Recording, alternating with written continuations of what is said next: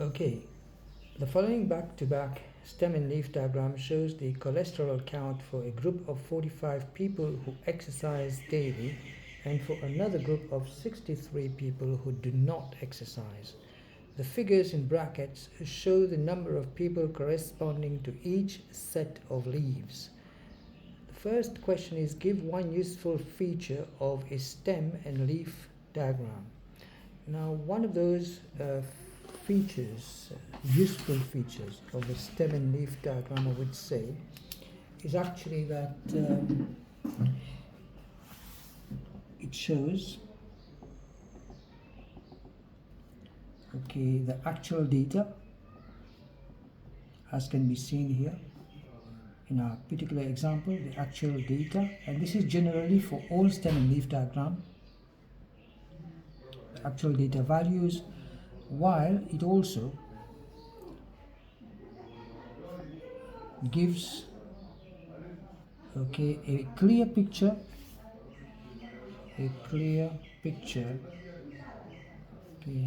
of the distribution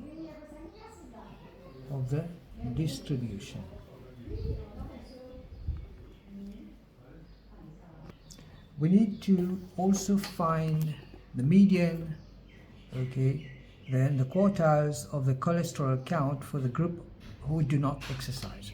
Now here the group who do not exercise, we've got 63 people and I want to find the median. So to find the median is halfway. Alright, so because we have 63 people, now the middle position, or the middle position, or shall I say middle term, the middle term value or position is going to be half of 63 plus 1. We always add 1 to the distribution. There's 64, so that's going to be the 32th position. So let us go and count this and see what the median is going to be. So we're looking for this for the 32th position. So here we've got 4 plus 6 is 10, plus 3 plus 13 is going to be 23. So this is 23, 24, 25, 26, 27, 28, 29, 30, 31, 32. We've got 5 here. So the median is 6.5 count. A count of 6.5 for those people who do not exercise. So here's the median for those who do not exercise. So the median is going to be equal to 6.5. We also want to find the quartiles. When they say the quartiles here, what they mean by this is we need to find the lower quartile and the upper quartile, all right, for the group who do not exercise. Lower quartile is a quarter, so for the lower quartile, I'm just going to put it as LQ. It's going to be 1/4 of 63 plus 1 is 64, so we're looking at the 16th position, and for the upper quartile, I'm going to get 3/4 times 64, and that's going to be then 48th position. So those are the position or the count upon which I'm going to be able to find the two values that they're looking for, the lower and the upper quartile. Lower quartile is in the 16th position, so 4 plus 6 is 10, so it's 10 is here, 12, 13, 14, 15, 16, so 5.3. So I have lower quartile as 5.3, and my upper quartile is going to be equal to, on the 48th position, so I have then here 4 plus 6 plus 13 plus 14, and let's do that on a calculator here. So 4 plus 6 plus 13 plus 14, and that's going to become 37th. We're looking for 48. So up to 14 here is 37. This is 37. So this 37 is here. And 38, 39, 40, 41, 42. Are we looking for 42? Hang on a second. We're looking for 48, right. So we did say 30, 37 is here. Hang on a second. No, just bear with me.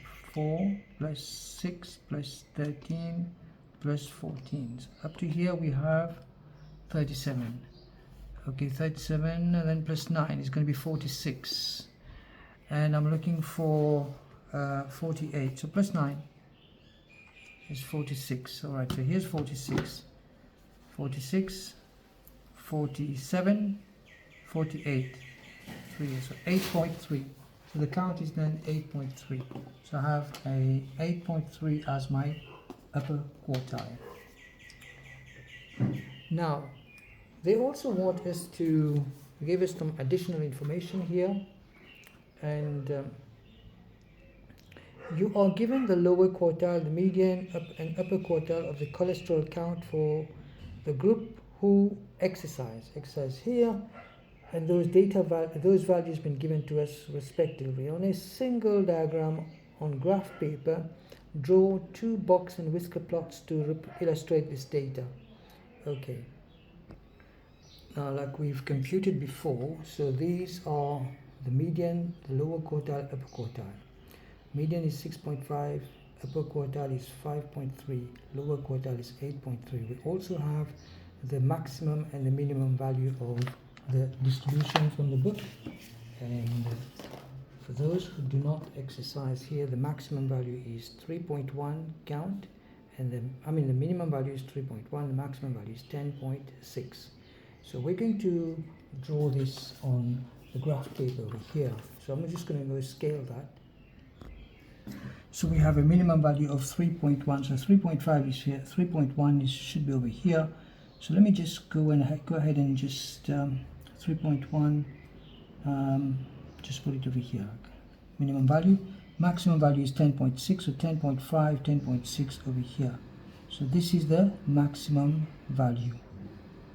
Now we have also the median is 6.5, so 6.5 is over here, so the median would be right here.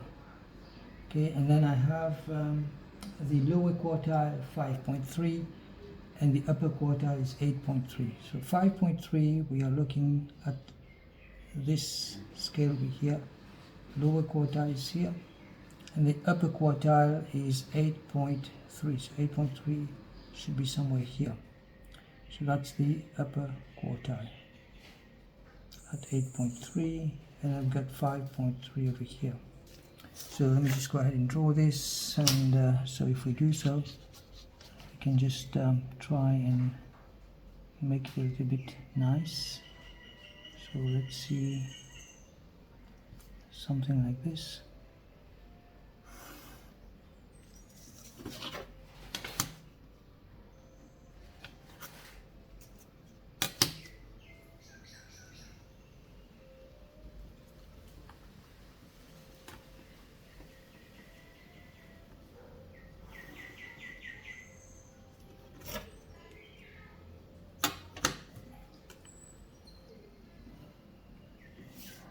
All right.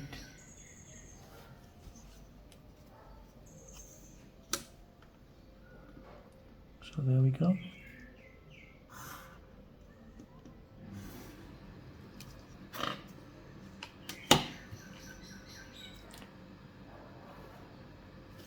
Now, in exactly the same fashion, we're going to draw a box and whisker plot for those who actually exercise.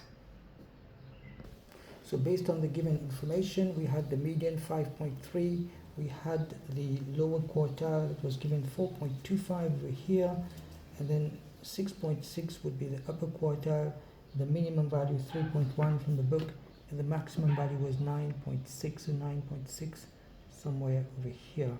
9.4, yes, 9.4, that is what was given here, 9.4. So here we are.